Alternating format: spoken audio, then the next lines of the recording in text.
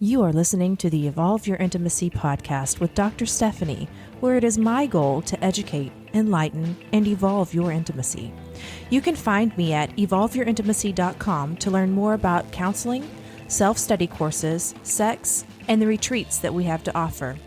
This show contains discussions about relationships, intimacy, and sex, and is meant for those who are 18 years and older. Now, sit back, relax, listen up, and get ready to evolve your intimacy. Do you have crap-tastic boundaries? Do you feel like no matter what you do, people always walk all over you and you just can't get ahead because you were never taught these boundaries? Well, today we're going to be talking to somebody that has written a book about how to really work on those boundaries and how to solidify them and how to use them to your advantage. But first, let's hear from our sponsors. Are you interested in learning more about the topics that we discuss on the show? Head over to ASN Lifestyle Magazine, where you can read all the articles that I publish about relationships, intimacy, and sex. When it comes to the lifestyle and the adult industry magazines, look no further than ASN Lifestyle Magazine. They are the natural go-to for everything lifestyle and adult content. Get your free digital issue today at asnlifestylemagazine.com. And if you have any questions, don't ever hesitate to ask Stephanie. You are listening to the Evolve Your Intimacy podcast, and I'm Dr. Stephanie. Now, let's get back to the show. Today on the Evolve Your Intimacy podcast, we are going to be talking to a very interesting young lady. I'm just going to read her bio here. Heather has lived an atypical life. She's hitchhiked across the country, traveled and worked in a carnival for a season, roamed New York City with street people, explored and taught alternative lifestyles, and so much more. All of her experiences thus far have led her to the belief that boundaries are the key to not only saving ourselves, but our relationships. She's a big fan of amazing people who enjoy love, sex, romance, and happy and functional lives, whatever that might look like from human to human, which is why she's thrilled to share her experiences and knowledge of boundaries with all of us today. Heather, welcome to the show. Hi, thank you so much for having me. Let's just kind of talk really quickly about this atypical life that you've had. How did it all did your creativity, were you just born with it? Were you born with that wanderlust? So, yes. And my mother was adopted, and she was a creative artist type, adopted into a very type A household. So I think that she just poured all of her creativity and frustration with systems into me. That happened. We have you on today because we're talking about your new book, Take No Shit, Build Better Relationships Through Discovering, Creating, and Maintaining Healthy Boundaries in 3, sometimes 5 simple steps. Let's talk about this. It came out September 20th. Yay. Super excited. So the digital copy is out. I am in process of recording the audiobook and getting the final print version done. And the print version, it's a big thing. The digital book has lots of illustrations. The print version has even more illustrations and interactivity, which I know sounds strange for a print book. So I'm super excited. QR codes all the way. Yes, I love that. I love that. So you have this very eclectic, very free spirit, and I was reading about you, and you said that you're not a therapist. You don't claim to be a therapist, but you're an educator and a coach. And so what kind of got you down this pathway? What started your journey? Well, I didn't mean to get here exactly. And I think a lot of people can say that, right? Well, I was not going that direction. I got married when I was 23, and I stayed married for about 11 years. I was with my ex-husband for 15 years. And during that time, there were some mental health issues on his part and some alcoholism on his part. And unfortunately, it ended up with a lot of emotional abuse on his part.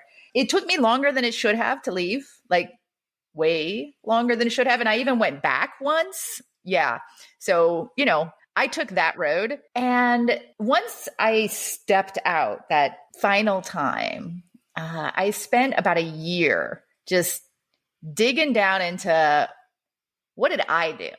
Not that I was blaming myself, but how did I get there? Right? It was like, how can I not get there ever again? So I spent a year doing that. And then the next year, I went on 127 first dates.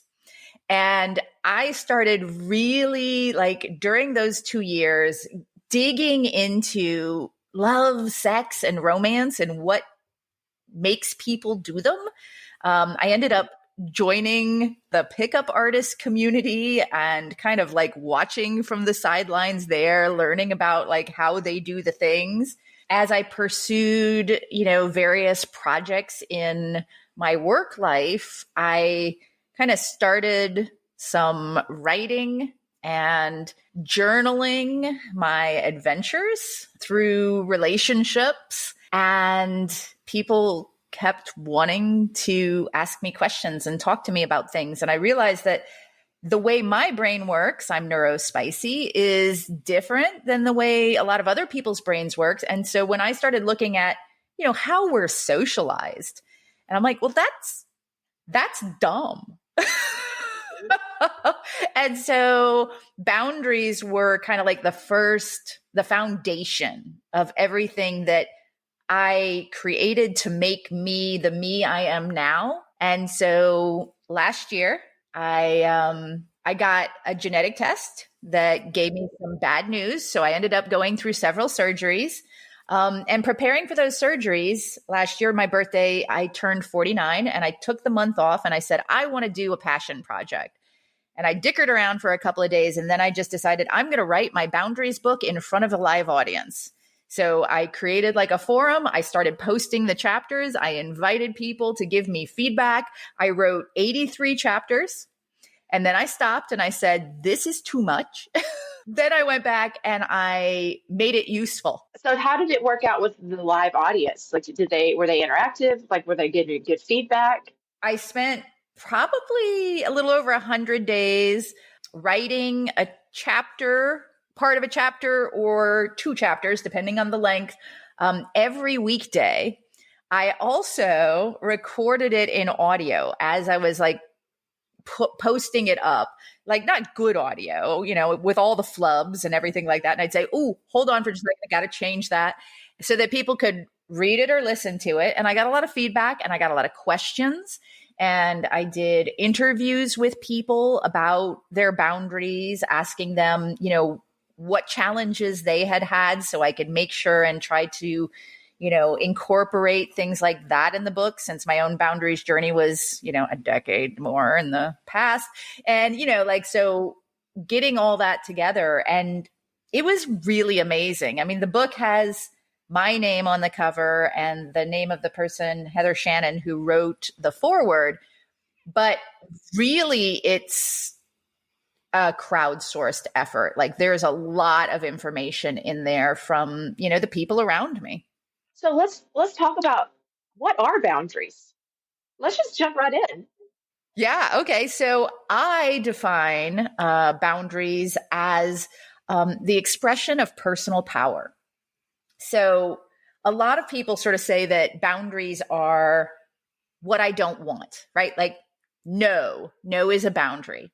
And I agree. No is definitely a boundary, but it's not the only boundary. So boundaries to me are the expression of personal power. They are they're the delineation between, these are the things I don't want or I want less of, and these are the things I want to prioritize or I want more of, so that we are putting our power and our resources where it's best utilized for our lives. I because everybody, being part of the alternative lifestyle and the community, people are like, so, what's the difference between boundaries, agreements, rules? And I always, my very broad general thing is a boundary is designed to keep the person mentally, physically, emotionally safe. Me, my person. An agreement is something that me and my partners agree on based off of our boundaries, and we have an agreement. And a rule is a take it or leave it, hard nose. And so, yes, the boundaries keep me, the person, whole. Is that the same the way that you're describing it as well? I would, yeah, I would definitely agree with that. Boundaries to me are only about me. They are only about what I will accept, what I will not accept, how I will react to something, and so on. Agreements, I'm with you on that one. What I like to say is ideally, people in relationships are as autonomous as possible. I think it was Esther Perel in Mating in Captivity that said that if we become too enmeshed, that kills the passion, right? Because we can't be passionate about ourselves. There's nothing passionate about, it's not exciting. We know what's coming. So autonomy, and then I talk about creating relationships in the sweet spot. So like negotiations, right? But the sweet spot is the Venn diagram. This is the circle of what I want. This is the circle of what you want. Where we overlap, it's the only place for me that a successful relationship should reside. A relationship, like life has enough crap that we don't want to do, right? Laundry, dishes, bills, that sort of thing. Those are not part of the relationship, right? Those are life. You either do those with a partner or you do them without a partner, right? Like that's not part of the relationship. So I like to say that if you have good boundaries and you and your partner practice good boundaries, then you can build your entire relationship in the sweet spot. Your relationship is built of things that you absolutely enthusiastically want to do together.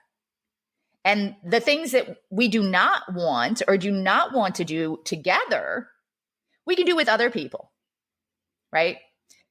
And to me, that is like the most exciting part of a relationship, is the idea that we're both radically individual humans who magically choose somehow to spend a lot or a little time together doing things that fill us up with joy.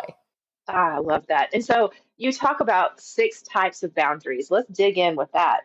Okay, 6 types of boundaries. So emotional boundaries, intellectual boundaries, material boundaries, time boundaries, sexual boundaries, and what have I already said? Emotional, intellectual, physical boundaries. Somebody says something, right, that makes you uncomfortable. Maybe like somebody that you don't know, or somebody at work calls you like babe or muffin, and you kind of nervously laugh it off. That is an emotional boundary, right? That's how you feel, right? You share an idea with someone, and a week later at your, local meeting, you find out that your boss is presenting your idea as their own. And you think, you know what, so-and-so has a big mouth. I probably should have been more clear, and I probably should have, recorded what I was talking about a little bit more effectively. That's an intellectual boundary. Somebody is taking your idea. Or somebody is trying to implant an idea upon you, or a belief system, or you're out on a date and you're on the dance floor and you're, having a great time. And suddenly, your date pulls you close and reaches around for a little butt squeeze, and you kind of freeze And they keep dancing, and then the song ends and they let go, and everything seems hunky-dory with them, but you have just encountered a sexual boundary, right? You were not ready for that. They didn't have permission for that, and you didn't know what to do. Material boundaries, stuff, money, things. Loan money to a friend. They don't pay it back. They ask you for another $5. You're heading up against those material boundaries, right? Like, what do you do? How do you maintain your stuff? Me, actually, I'm going to use an example from my life. I am an early bird. I like to get to bed between 9 and 10 p.m. Even if I don't go to sleep, I just like to be in bed between 9 and 10 p.m. On what I call school nights, nights where I have work in the morning. Usually all the time. Every once in a while, I'll stay up for like something special. But when people try to push me to do something late on one of those nights, they're bumping up against one of my time boundaries. Time boundaries are, the time that you need to make work happen, the time that you need to maintain your life, the time that you need to sleep, and so on and so forth. And then, of course, the time that you prioritize with people you care about. And then the last one is physical boundaries. I think a lot of us had a great deal of experience with physical boundaries during COVID as we were opening up. Do we shake hands? Do we fist bump? Do we elbow? I'm a hugger. So as we were opening up from COVID, it was like, okay, what are we able to do here? And so, I often say, are you a hugger? And I let them come in. And, sometimes they'll say, no, fist bump. And I'm like, okay, so that's a physical boundary, right? Our personal space. Can the boundaries, in your opinion, be positive? We are having such a great conversation with our guest today, but we have to take a really quick commercial break. But during this commercial break, it would be a great time for you to like, subscribe, or follow us on all of our social media accounts. By doing this, you get exclusive insider access to specials on merchandise and sexy equipment. Oh, you'll get a glimpse of Dr. Stephanie rocking their fun outfits. So what are you waiting for? So subscribe, like, or follow to Evolve Your Intimacy on Instagram, Facebook, YouTube, Twitter, and TikTok today. I will see you online. Has your soggy pickle left you disappointed during times of intimacy? Do you need help keeping your pickle hard? I've partnered with a company that understands the unique needs of those in the lifestyle and the shame and disappointment that accompanies a soggy pickle. So the next time you have the opportunity to toss a salad, make sure you have a rock-hard pickle. Choose your treatment today by going to shamelesscare.com. You can sign up for a subscription service or get a one-time order. Make sure that you use code EYI at checkout and get your $30 off your first order. In fact, I think that boundaries, the best boundaries, the healthiest boundaries are going to be a mix of both what I would call positive and negative statements. So somebody said to me the other day, she said, I want a relationship where I have more joy than I have crappy days. That to me is a boundary, right? Like I require a relationship that brings me more joy than it brings me crap. It's not a very good boundary because it's not very specific. Like I said to her, so 51% joy versus 49% crap? Or, are we looking at like 75%, 25%, 99% versus 100%? I'm like, and I told her, I said, in my relationship, if we literally have crap that we're throwing at each other more than once every 100 days or so, I'm going to be concerned. Like that is, like arguments, fussing at each other. It's one thing to say, like, there'll be times when, and I'm sure everybody has had one of those days where you're just like, honey, I love you. Today is not the day. That's healthy when the other person looks at you and slowly backs away and starts throwing your like favorite snacks at you and, asking you if they can, get you like some slippers or hot chocolate or whatever. But when the two of you start doing the cranky yelly thing, which I understand for some people seems normal, right? Like they do that regularly. For me, in my relationship, if my partner and I yelled at each other more than 2 or 3 times a year, I would start really strongly reconsidering my relationship. That's too much. Like yelling at each other is unnecessary if you have healthy boundaries and good communication. But we're not taught that. We're not taught. They don't teach that in school. No, that's exactly what I mean. Like we're not taught that. And that's why I started with Take No Shit.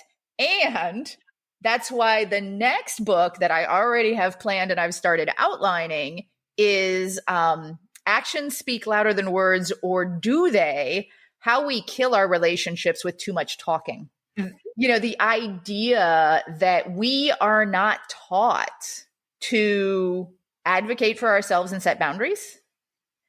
And we are not taught effective modes of communication. When it comes to boundaries, in fact, we're often taught the opposite. People who love us, our parents, have told us, all of us have heard this at something similar. Don't talk so much. Don't show off. Be nicer. Get along with people. All of those things are like sandpaper to our authentic personalities. And we get whittled down into like this nothing with almost no boundaries. And when we try to like enforce a boundary, we're told that we're being bad or we're doing it wrong or that people won't love us. And then we get into relationships. And as soon as we enforce a boundary and, the person that we're all starry-eyed over gets upset with us, we're screwed.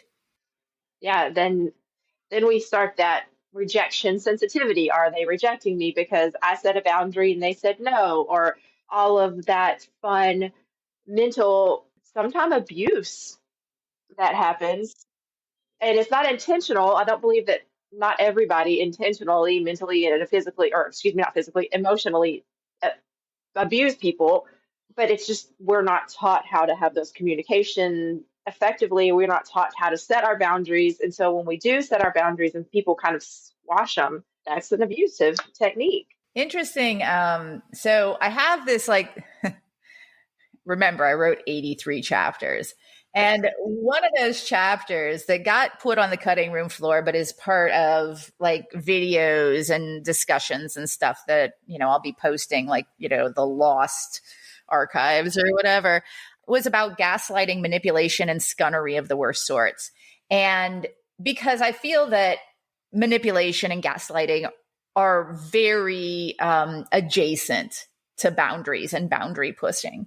And when I started digging into that research, because, I know my thoughts and then I ask people their thoughts and then I go in and I start researching, something that I found really resonated with me. And that is the idea that except for institutional manipulation, and so that would be things like we are taught to believe that somebody is this way. And so we tell them that they are that way, or we act like they are that way in order to change their behavior. All manipulation is intentional. It is not all conscious or malicious, right? So when we start, crying those big crocodile tears when somebody yells at us, we know what we're hoping to get out of the situation way back here, right? We're not necessarily intending to manipulate them consciously, but we're intending to get what we want. And we're going to do what we have to do in order to survive and thrive. And that was something that really, in some ways, flipped a couple of scripts in my mind. One of the troubleshooting chapters that I talk about it's titled, Would You Kick a Puppy? A very great title. So here, let's go through this. Would you kick a puppy. Not intentionally, but I have kicked one. Well, exactly. So like anybody who's had a puppy knows that you're going to accidentally kick it once in a while because it's going to get under your feet. You know, you might even accidentally kick it down the stairs because it gets right there. But you don't intentionally kick puppies, right? Why don't you intentionally kick a puppy? Because it's wrong and you don't want to, right? Because it is wrong, you don't want to. Okay, we are on the right path. You are definitely my kind of people. So if it's wrong, and because it's wrong, we don't want to do it, we don't do it, why then do we lash out to hurt our partners with mean words? We want them somewhere in our skulls to hurt with us. And when you stop and you think about that, and you think, am I really the kind of person who wants to hurt the person I love? Then you either have an epiphany or you're like, yeah, I am. And you can just go on your merry way, right? But there's lots of people who are like that. Yes, if I'm not happy, I'm going to hurt you and make you miserable as well, because if you're not making me happy, which is a flawed design as well, it's not my place to make you happy. It's my place to live my life. And if my behaviors fits into your happiness, great. But it's not my job to make you happy. I'm not responsible for your feelings. And that's a mind-blowing thing. I agree that I am not responsible for someone's feelings. I also believe, and this is for me, right? This is one of my boundaries. I also believe that it is wrong and mean-spirited to want to harm someone I love. And I don't want to. Like, I will literally bend over backwards, go out of my way to say, okay, I can't figure out how to say this in a way that probably won't hurt. And I'm really sorry about this. I hope you'll bear with me. I got this to say, right? And then I'll say it because I don't want to hurt them. Why would we want to hurt somebody that we love? I mean, like, obviously, we've already talked about why. I just don't see the point. If I love somebody and I want to be with them, I think hurting them is the antithesis of the right behavior. So that's a boundary for me, is the idea that if somebody actively works to hurt me in our conversations, that's you know what? I have had an amazing time with you. Thank you so much for all the time that we've spent together. Sayonara. But we're taught as a society, and especially as women, we're supposed to accept that because that's how we're supposed to be treated. And that script and that narrative that we've been fed or I shouldn't say allows, it puts, I feel like, speaking for myself, it puts women in situations where we are easily manipulated because we're supposed to do that. We're supposed to be this way. And then when we set boundaries and we stand up for ourselves, now we're bitch. Oh, you're just a bitch. Damned if you do, damned if you don't type thing. But I would much rather be damned if I did, because I am tired of people running over me. I think you've just brought up two things. First of all, the thing that popped into my mind is, have you seen Barbie? I have not yet. My daughter and I are waiting. We're going to go see it now. Okay. Yeah. So my partner and I went to see it. And he actually wanted to go back and see it a second time. The monologue from America Ferrera is brilliant and touches exactly on what you just said. The second thing is, you said, damned if you do, damned if you don't. This to me is also part of the brainwashing. It is the false dichotomy we are presented with. It is, you are either this or this. And the reason that the monologue hits so hard is because it pokes all of those dichotomies and all of the things that we've been taught and all of the ways we've been treated. There is a better way, though. Like, I don't have to be a bitch. I don't have to be nasty to somebody, and I don't have to take their shit. I can just compassionately say, thank you so much. I think you're a wonderful person in so many ways. we're not a fit, right? And maintain that without all of that other stuff that, again, we have been socialized and conditioned that if we don't yell or scream or cry or whatever, we are not in love enough. We are not passionate enough. We don't care enough. And then on the other side, if we don't caretake, if we don't fix them, if we don't help them work through their obvious anger issues, we don't love enough. We don't care enough, whatever. Like, to me, I care about you enough to not bring all that drama. And it doesn't matter. We could be presenting ourselves in the most compassionate, the most understanding, empathetic way, and someone can still turn around and be like, wow, you're just a bitch. Okay, well, you know what? I can't help that. I presented you with my best and you read it this way. And if that's your perspective, well, you probably need some therapy. But And that's when that's absolutely the truth. It's one of those things that I tell people, when you're out dating, they're like, oh, well, how do I know, who's going to honor my boundaries or whatever? And I've got this technique. It's start with no. Tell them no. Disagree with them. All of them, whatever gender that you're engaging with, right? Push back. Set boundaries early, because one of the things I learned up in the pickup artist community back in the 2000 aughts was they test for malleability. They test for victimhood. And those tests require that you have craptaculous boundaries. And if you push back, they will either slowly fade away, thank you, baby Jesus, or they will get angry and push. And that's where a lot of women on social media or dating sites, somebody will, climb in their DMs or send them a message that makes them feel ick, and they won't even respond because they don't want to deal with F you see you next Tuesday.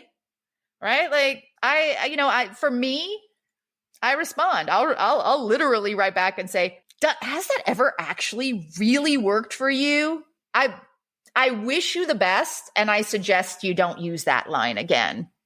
Like, it's just, that's bad, really bad. yeah. I've because I get some messages. I get some messages in my inboxes, and I don't really respond to a lot of them because there's just so many, and it's the equivalent of a dick pic. I just open it up and there it is. And there's been times where I'll read it and I'm just like, really, really, that's what you want to do. That's how you want, and I'll respond that way. I'm like, oh man, that is the most classless, terrible thing you can say to anybody, especially a female, but just anybody, and it's just, I'm not trying to shame you, but come on, elevate our standards a little bit here, buddy. I figure I'm going to say what I say, and if they feel shamed, then it's because they know. They know that they shouldn't be saying things like that. I sometimes post the messages that I get on social media. I don't, I anonymize them and whatever, but then, some people will come up after me, especially people of the same gender that sent me the message, and be like, why are you shaming people publicly? I'm like, first of all, it's anonymized. And if you recognize this as something shameful, then you also know it's bad, right? Like, that I should never have gotten this message to begin with. And you're blaming me for getting the message and sharing it versus the person who originally sent it. Like, that's on you, buddy. I think maybe you're identifying a little too closely with this human. There's also, I'm going to circle back to something you had kind of hit on a little bit earlier. Boundaries aren't meant to make us lovable to others. Boundaries are meant to make us lovable to ourselves. And then some people are like, well, if you set these boundaries, you're never going to find anybody. If you do this, you're never going to find a person because you have unrealistic expectations. Boundaries, to me, and I would love to hear your opinion on this, they make you more attractive. more lovable because you're loving yourself more. What are your thoughts on that? So, interestingly enough, the original title for my book was not Take No Shit. It was Boundaries Are Sexy AF. Let's just remind everyone that this is Evolve Your Intimacy, and I am Dr. Stephanie from Evolve Your Intimacy. We are having an amazing discussion, but we need to take a quick break, so stay right there and we'll be right back. Attention, all you lovebirds. Are you ready to take your relationship to the next level? At Evolve Your Intimacy, we believe that relationships and intimacy require intentional actions each day. And attending our coaching sessions does not mean your relationship is headed for divorce. Quite the opposite. Our experienced coaches are here to guide you on your journey of growth and connection. Whether you're exploring ethical non-monogamy or simply seeking to deepen your bond, our experts can help you custom design your own relationship oasis. Don't wait another moment. Schedule your free consultation today by visiting evolveyourintimacy.com. You are listening to the Evolve Your Intimacy podcast, and I'm Dr. Stephanie. Now, let's get back to the show. The basic premise from my perspective is that boundaries are what give you, they're what conserve your personal power and energy, right? And keep undesirable energy out. So you're not wasting your energy on people, events, or things that are unimportant and unworthy. And you have enough time to really focus in on the things that are important to you, the people that are important to you, the activities that are important to you. So boundaries to me are about creating your most authentic life, your most joyous life. And they provide a shit shield from, all of the crap that people throw at you. But I've got a list of questions, and every single one of these to me is a boundary issue. Okay. So are you able to say, I know why I do what I do, and I'm happy with my decisions. My happiness and well-being is not only a priority, but a daily reality. Do you help others only when you're able and when it feels good to you? Do you trust yourself and therefore know when to trust others? Are you compassionate and empathetic towards others while also being assertive and firm when needed? Are you able to accept feedback and criticism without taking it personally? Are you deeply and authentically yourself in and out of your relationships? And can you say no easily because that means saving your energy for things and people that really matter? Now, however many of those, if you could say yes to all of them, you've got pretty good boundaries, right? If a lot of people can say yes to almost none of them. And think about what it would mean to have a friend who knows why they do what they do and takes full responsibility for their actions, even when they screw up, right? Who, when you say you have harmed me, doesn't immediately go into defense or attack mode. Somebody who, when they say yes to spending time with you, you know they mean it. And they're doing it because they love having you in their life, right? This is the person that boundaries creates. Now, yeah, you might be a little wackadoo. I like Weird Al Yankovic, right? Like at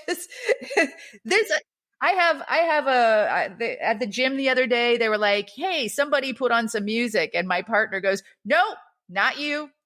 Because, when you have a mix of, Violent Femmes and Weird Al and the Monkees and Michael Bublé and, Leapy Lee from the 1960s, maybe you keep that to yourself.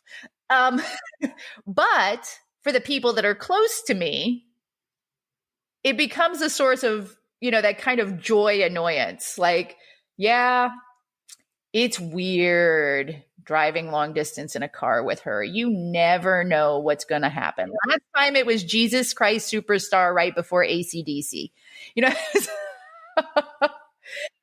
So that authenticity that people are like, keep that to yourself, that becomes a part of what makes you lovable to the people who can love you. Right? If they can't love you, it doesn't matter whether you fake it or not, right? Because they're not going to love you. We want to be loved for who we are. And that's the key. Yeah. Yeah, we do. We do want to be loved for who we are and all of our quirkiness and all of our greatness that makes us us. So switching gears a little bit, how do boundaries, um, I guess, portray or manifest like in the kink world?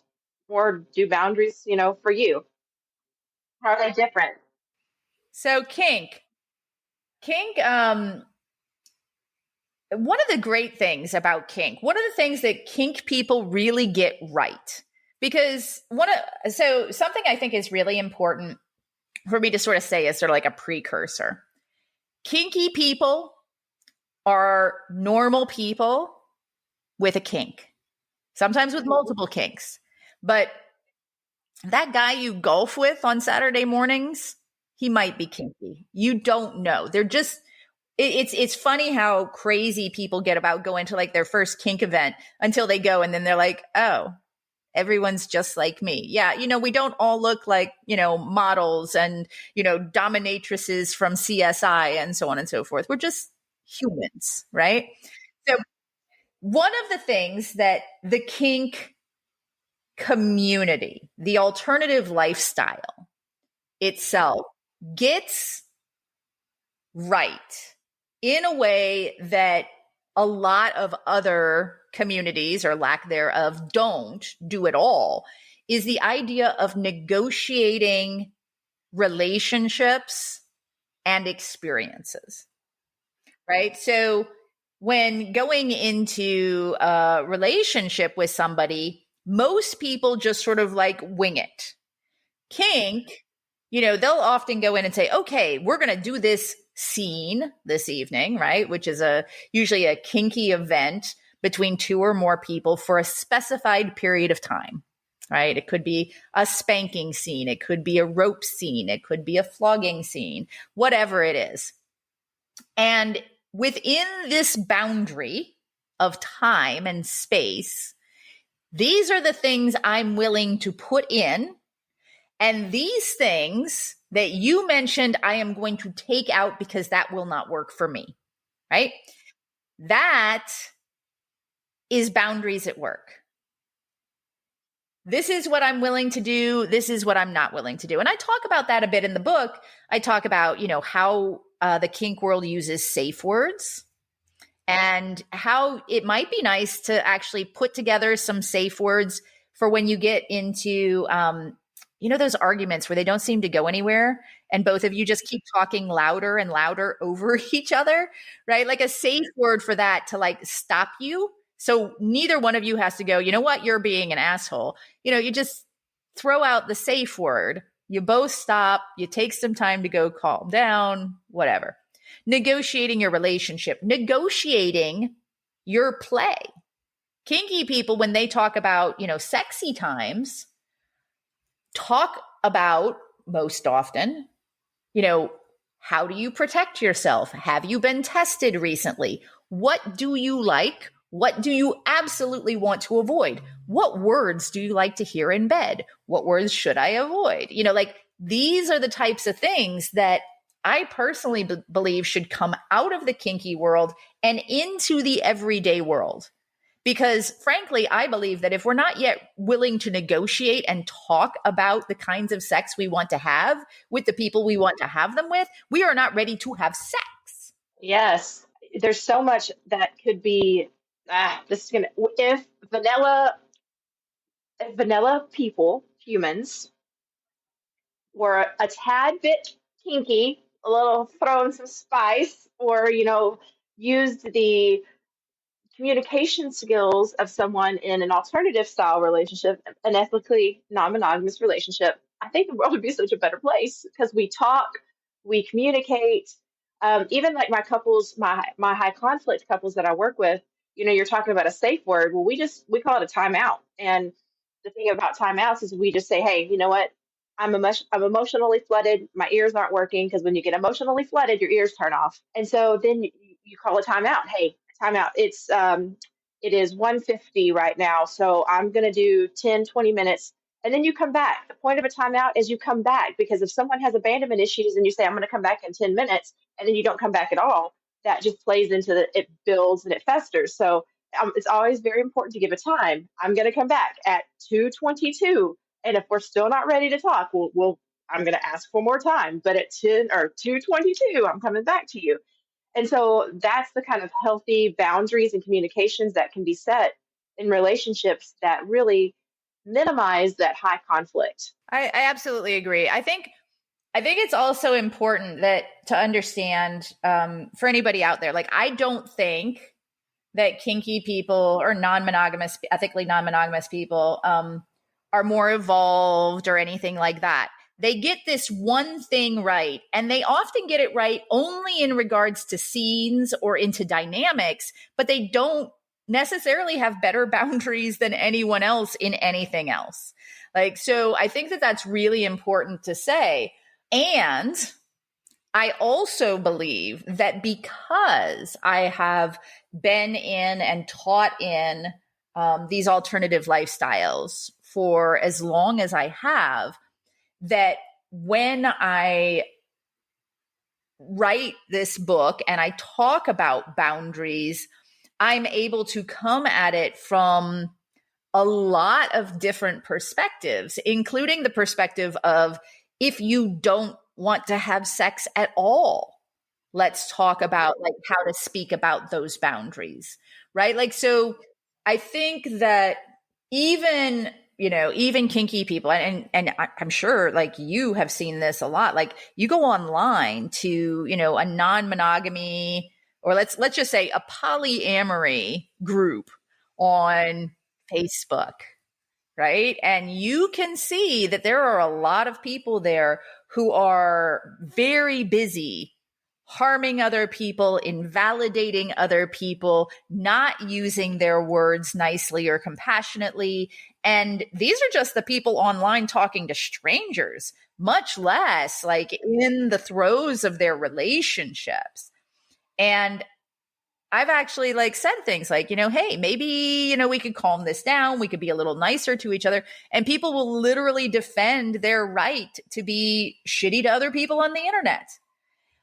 Which is also one of the reasons that in the emotional boundaries chapter of my book, I have a part specifically focused on emotions on social media, because we need to be able to put boundaries around that as well. Oh man, that is such a very strong statement. Yeah. Okay. I mean, and let me be clear. I'm one of those people who will sometimes like dive in head first just to be a part of the online fracas when I'm in the mood and it's a particularly boneheaded statement. For example, like I actually started a group on Facebook. I ended up having surgery, so I abandoned it for a little while. I'll go back to it here soon. I started a group on Facebook that was about correcting the crap relationship advice that people put out on Facebook. Like I would literally screenshot it and then say, no, please don't do this. Oh, I know. Yeah, some of the things that I see out there, I'm like, oh, and how's that working for you? Not the best, is it? I mean, I am not by any means. I am a relationship expert for everybody else's relationship. For my own, you know, work in progress. But I can tell everybody how to have a great, happy relationship. It's just me doing it myself. It's just, I'm a slow learner, is what I like to tell everybody. So I'll catch up with myself. You would think that I would have gotten this the first or even the eighth time around, but no, it took 9. Oh, I was going to say, I would say that I at this point in my life, if you would have asked me 5 years ago, I would have said I am a hot mess, just really, really struggling to, get this right. And I really, really want to make it work. Now we've hit the 10-year mark and still super in love, still super passionate about each other.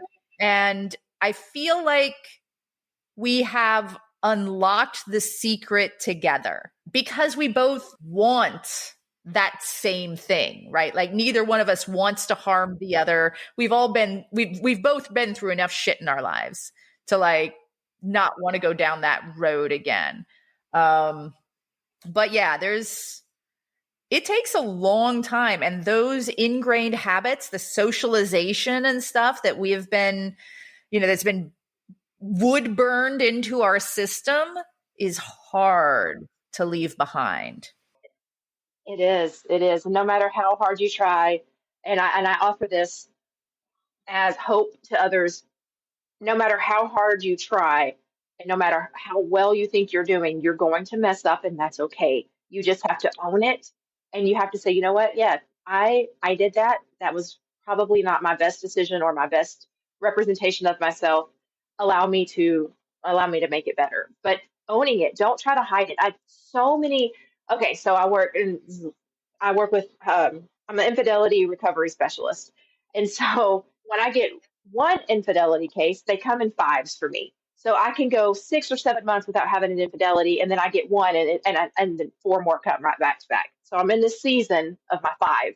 But I and they make these same mistakes, and I tell them, it's okay to make the mistakes, but you have to own up to it and say, I did that. And there's so many times when people that come in and it's that disclosure time, and we have the big disclosure D-Day is what we call it, and they have to share everything. They give these little half truths because they don't want if they give the full truth, then that's going to hurt their partner. But what you don't understand is even the little half truths that hurts much worse.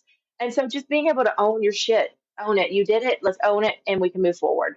But I think that those are some boundaries that we're not taught is to own our shit. And so I love that you jumping into that and saying this is my platform. This is what I want the world to know, and you've just embraced it, and I love that. Yeah, and I think I think I'll be really clear. Like when I say I think my partner and I have got this relationship, that's what I mean. I don't mean that we never, foobar.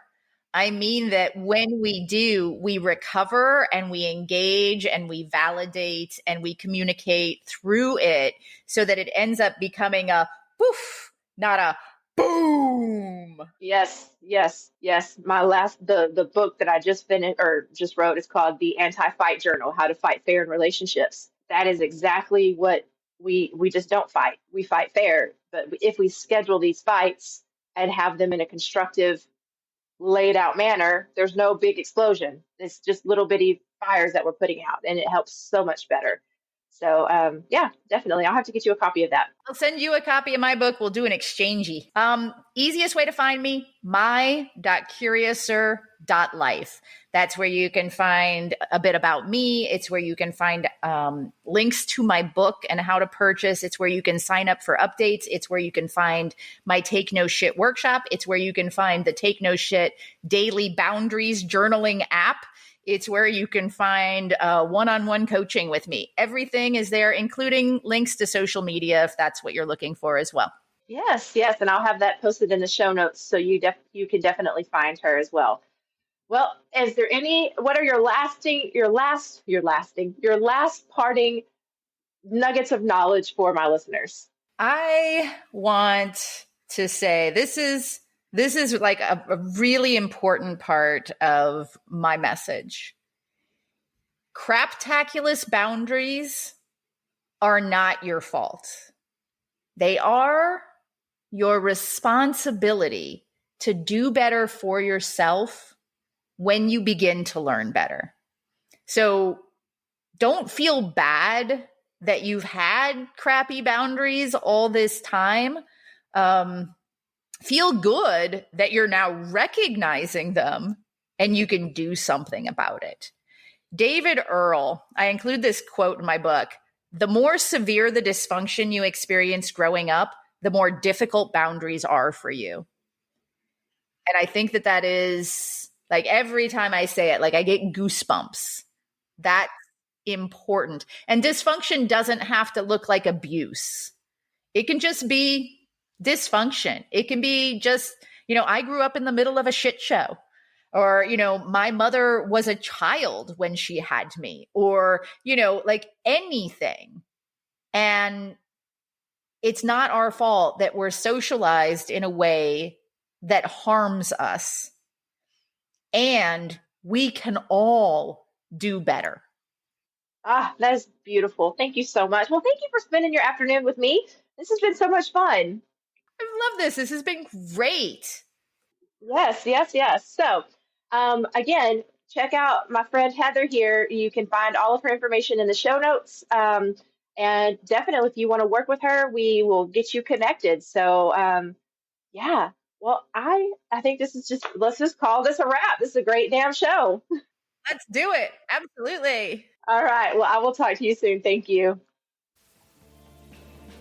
Thank you for taking time out of your busy day to listen to my show. I am Dr. Stephanie with Evolve Your Intimacy, and remember, you are not in this alone, and we are definitely here to help.